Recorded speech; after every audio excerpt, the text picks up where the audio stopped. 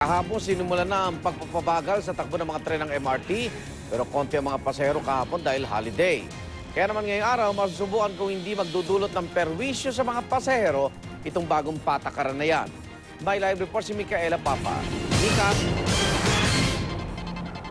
Yes, Igan, good morning. Back to school, back to the office na naman tayo at alam natin na normal na araw na naman dahil tulad ng nakikita nyo, pila na naman dito sa likod ko sa MRT North Avenue Station. Ngayon kahapon ay nagpatupad na ng bagong patakaran ng pamunuan ng MRT at yan yung pagpapabagal ng takbo ng tren mula sa dating 50 kilometers per hour, ngayon 40 kilometers per hour na lamang. Kahapon nga ipinatupad na ito at wala naman tayong napansin na mga reklamo mula sa mga pasahero, pero ating tatandaan kahapon ay holiday kung kaya konti lang yung bumabiyahe. Kung kaya naman ngayong araw masusubukan kung itong bagong patakaran ba ay makakapagpalala dun sa napakasamang pila na nakita natin sa MRT everyday. Ayon naman sa pamunuan ng MRT, kung makakadagdag man sa oras ng biyahe itong pagbabagal ng tren, ay siguro 7 minutes lang daw ito dun sa trip mula North Avenue hanggang Taft Avenue Station.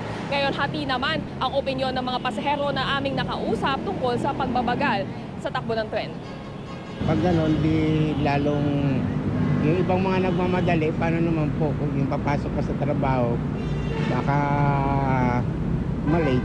Siguro nasa tao na lang, agahan na lang nila ng gising, gano'n. Igan, tulad ng nakikita nyo sa ngayon ay nagpa-pile up na talaga itong pila sa likod natin.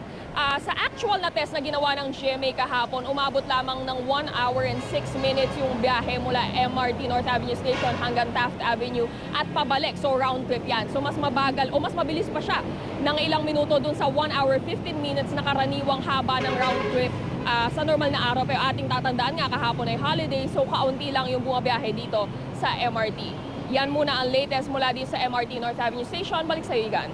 Maraming salamat, Micaela Papa.